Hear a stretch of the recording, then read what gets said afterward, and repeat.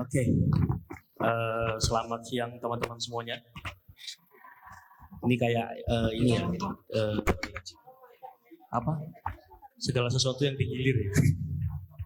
Tadi Pak Singgi, kemudian saya. Oke, selamat siang teman-teman, Bapak Ibu sekalian, dan teman-teman yang hadir. Oke, perkenalkan dulu, nama saya adalah Yuda Wibisono. Saya seorang film director. Jadi kerjaannya nyuteng-nyuteng. Kerjanya bikin film dan bikin beberapa iklan komersial produk untuk TVC. Kemudian di lain itu saya juga seorang pengajar di beberapa universitas. Saya mengajar di Fakultas Komunikasi dan tepatnya pada jurusan film. Kalau untuk di seninya. Oke. Kemarin ketika saya disounding untuk ke acara ini, saya melihat bahwa secara tema ini menjadi menarik ya. Karena bagaimana cara kita menemukan keajaiban dalam sebuah ramuan pikiran dan perasaan. Konteksnya arahnya ke sana. Saya pengen tanya dulu, teman-teman kesehariannya seberapa sering scrolling handphone, YouTube, Instagram, dan yang lain-lain? Berapa jam satu hari? 8 jam. Berapa jam? Wes, hampir setiap hari ya. Setiap saat, bahkan mungkin saat ini juga sambil update story gitu. Oke. Pertanyaan saya adalah ketika teman-teman berkuliah di UNS, waktu teman-teman kecil cita-citanya apa? Ada enggak yang masih on the track pada cita-citanya? Beda? Beda? Bus. Oke. Beberapa orang mahasiswa saya dan mungkin banyak orang juga yang ketika saya tanya, cita-citamu apa? Cita-citaku waktu kecil adalah jadi dokter, jadi polisi. Terus sekarang masuk ke ekonomi, masuk ke akuntansi. Nah, ada juga yang beberapa cita-citanya jadi pilot, jadi masinis. Kemudian di era sekarang saya tidak menemukan cita-cita seperti itu lagi. Yang saya temukan adalah cita-citanya jadi YouTuber, jadi influencer, kemudian jadi Koyo Atta Halilintar, ya kan?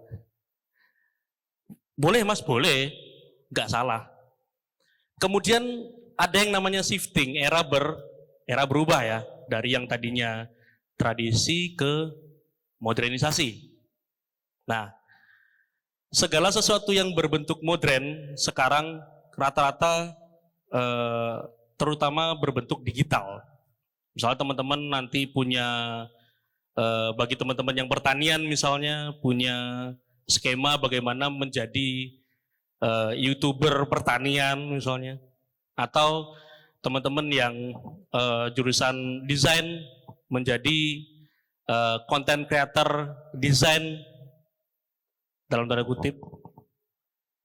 Arahnya saya akan ke sana. Kita akan ngobrol ke arah sana. Oke, kemudian yang saya pengen tekankan adalah teman-teman berapa sering mendengarkan lagu? Sering ya. Ada yang galau, ada yang... Dan seberapa sering teman-teman nonton film? Sering. Seberapa sering teman-teman nonton pameran? Sering. Oke. Nah, dari apa yang saya sebutkan tadi, lagu, film, terus apalagi sini lukisan, pameran ya. Itu adalah apa yang disebut dengan namanya karya. Nah, karya ini yang teman-teman tonton setiap hari, gimana sih membuatnya? Gimana sih menarik orang untuk teman-teman untuk nonton, untuk melihat, untuk mendengarkan. Ya. Nah, yang namanya karya ini saya ibaratkan adalah seorang anak, ya, seorang anak. Nah, anak ini kita kalau sebagai anak punya orang tua kan. Nah, orang tua ada dua. Kalau dari karya ini, yang pertama adalah sains, yang kedua adalah seni, ya. Nah, sains itu segala sesuatu yang bentuknya keteraturan. Kalau musik, teman-teman dengar, kenapa teman-teman nangis dengar lagu melo? Kenapa teman-teman emosi bisa lompat-lompat ketika dengar lagu rock misalnya? Karena ada yang namanya tempo, ada yang namanya hitungan. Oke, di lagu ada tempo. Di film ada yang namanya lensa, ukuran, ya, ruang, semuanya angka, semuanya teratur. Di seni rupa ada yang namanya span ram, ukurannya berapa kali berapa, semuanya hitungan. Itu yang disebut dengan sains, segala keteraturan dan segala yang berbentuk hitungan. Oke. Nah, kemudian si karya ini, itu orang tua yang pertama, itu yang bapaknya. Yang ibunya adalah seni. Seni ini adalah sebuah arena berpikir bebas, artinya tidak ada keterbatasan di sana. Oke. Jadi karya itu punya dua orang tua, yang pertama sains, yang kedua adalah seni.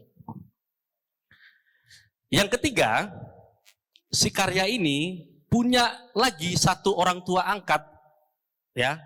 Tapi satu orang tua angkat inilah yang membuat dia menjadi sesuatu. Teman-teman nangis nonton film Titanic misalnya, atau nonton film sekarang yang baru naik, Gadis Kretek misalnya. Teman-teman bisa ketakutan, karena apa?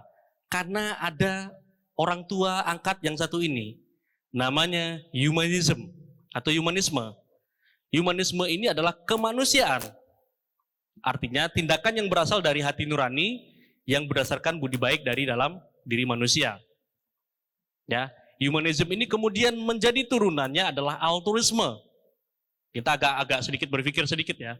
Altruisme ini apa, Mas? Altruisme ini adalah budi baik dalam diri manusia dalam kuantum yang paling kecil. Jadi teman-teman lahir itu semuanya diberikan yang namanya altruisme. Misalnya teman-teman di tengah jalan menemukan ada pengemis, teman-teman kasih untuk mereka, itu altruisme secara tidak sadar. Nah, kemudian tiga orang tua inilah yang membentuk semuanya menjadi satu dan menjadi sebuah yang namanya karya. Oke, ketika kita ingin membuat sesuatu, apa sih yang kita harus siapkan? Nah, rata-rata teman-teman ketika ingin membuat sebuah konten apapun ya, entah itu konten YouTube, entah itu konten Instagram, entah itu konten ingin membuat film pendek misalnya, kebanyakan kita terjebak pada yang namanya ide. Bingung, Mas, idenya apa? Bingung, Mas, idenya apa? Teman-teman, sekarang misalnya saya suruh mengarang, apa yang akan teman-teman karang? Ada yang bisa kasih jawaban satu, kira-kira? Ketika saya suruh mengarang, ada yang bisa kasih jawaban satu? Waktu SD, guru teman-teman pasti bilang, coba buatlah karangan ke rumah, berlibur ke rumah nenek. Ya kan? Apa yang teman-teman lakukan ketika disuruh mengarang? Karangannya apa ya? Judulnya apa ya? Bikin apa ya? Manusia Indonesia disuruh mengarang, mikir. Tapi ketika soal sejarah, di mana terjadinya perjanjian Linggarjati, di mana terjadinya perang di Ponegoro, teman-teman jawabnya ngarang ya. Indonesia tuh gitu, disuruh ngarang mikir, disuruh mikir ngarang. Nah itulah, makanya berdasarkan karangan dan pikiran tadi, kemudian bisa kita petakan. Yang pertama harus disiapkan adalah mental dulu. Teman-teman ingin membuat apa nih? Siapkan itu dulu. Ya, itu kan normatif, Mas. Iya, benar. Tapi itu bagian paling penting. Kemudian apa lagi? Ide konten tadi. Nah, ide paling gampang adalah teman-teman melihat sekitar teman-teman. Apa yang di depan mata teman-teman, apa yang di bawah hidung teman-teman. Ini yang paling krusial sebenarnya. Saya akan cerita sedikit teman-teman. Kemudian nanti akan dikalkulasikan bagaimana caranya kita menemukan sebuah ide. Ya. Pada tahun 97, saya berasal dari sebuah kota kecil di Sumatera Barat namanya Bukit Tinggi. Nah, pada tahun 97 itu pertama kali ayam goreng yang terkenal saat ini itu masuk ke kota saya. Begitu ketika masuk, saya spontan minta ke bapak saya, Pak, belikan saya ayam goreng itu. Kemudian bapak saya bilang, ayam goreng itu ada racunnya. Ayam goreng itu ada darahnya, dia bilang gitu. Kok begitu? Saya bilang gitu. Iya, begitu pokoknya katanya. Setelah itu, waktu SD ada yang ulang tahun kan dirayakan biasanya. Nah, jadi ada salah satu teman saya, itu anak pejabat dirayakan. Akhirnya kita makan ayam goreng itu bareng-bareng. Kan gitu. Ayam goreng itu bareng-bareng dengan sebuah botol minuman bersoda lah. Nah, begitu kita makan ayam itu, saya merasakan enak luar biasa ternyata ayam itu. Ini nggak seperti apa yang dibilang bapak saya nih, ya kan? Setelah itu pulang, saya datang ke tempat bapak saya bilang, Pak, nggak ada loh yang bapak bilang, ada racunnya, ada darahnya, nggak ada. Buktinya saya makan enak. Oh iya, kalau sekali nggak apa-apa. Oh, oke. Kemudian waktu di TPA, saya ngaji, kebetulan ada lagi seorang anak yang ulang tahun. Ketika saya lihat ternyata memang makanannya ayam itu lagi. Saya nggak makan itu ayam, saya bungkus serbet yang warna-warni hijau, pink itu, saya bungkus, saya masukkan kantong. Begitu bapak saya pulang kerja, saya datangin bapak saya lagi, Pak, ini loh, nggak ada yang darahnya, nggak ada racunnya. Bapak saya bilang, kalau 2 kali masih hidup kamu, kalau 3 kali nanti kamu mati, gitu. Mulai, oke. Kemudian saya lupa beberapa bulan setelah itu buka lagi saingannya ayam goreng ini dengan nama yang hampir sama, beda huruf aja. Buka lagi yang baru. Kemudian bapak saya sore-sore saya lagi main kelereng gitu, dia bilang, ayo.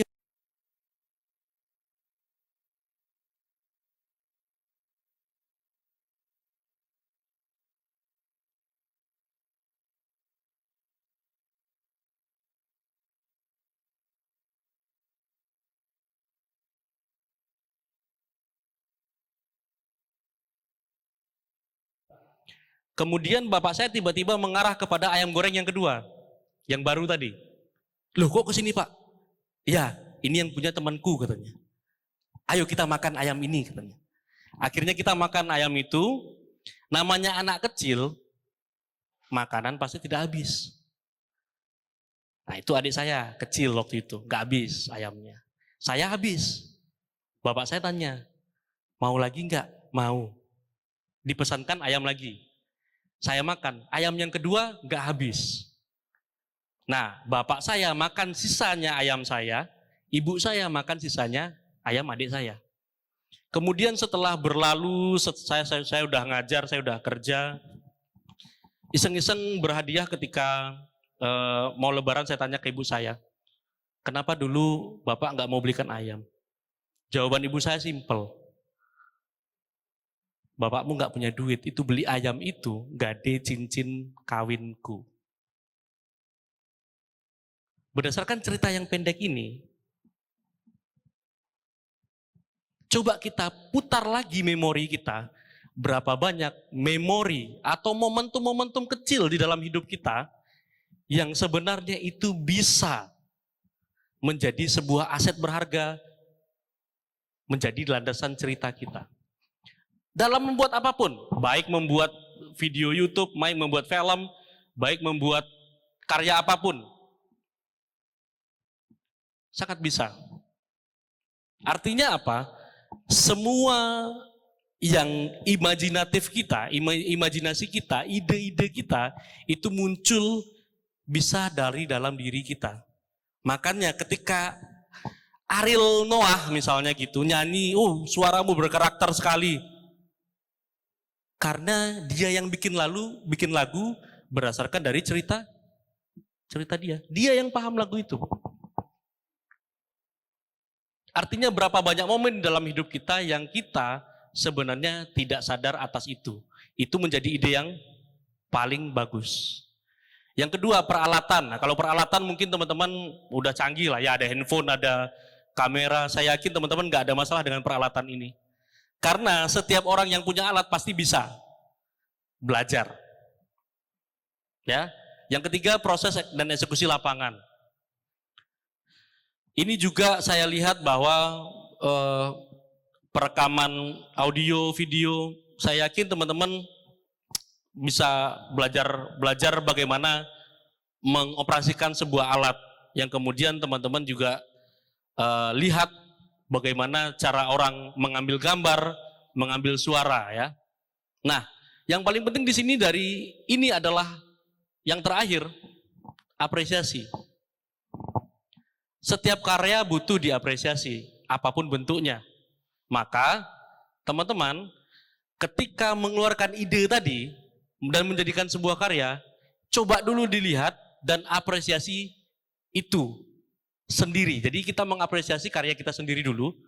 Setelah itu baru kita tontonkan kepada orang lain, yang kemudian orang lain mungkin akan bisa juga mengapresiasinya. Mungkin itu aja karena nanti akan ada Q&A. Saya rasa kita bisa banyak ngobrol nanti soal terkait dengan something ide ini, ya. Mungkin begitu. Terima kasih dari saya, teman-teman. Selamat berpikir, menemukan momen-momen kecil dalam hidupnya menjadi sebuah ide dan menjadi sebuah landasan untuk berkarya. Mungkin itu. Terima kasih, Tabe.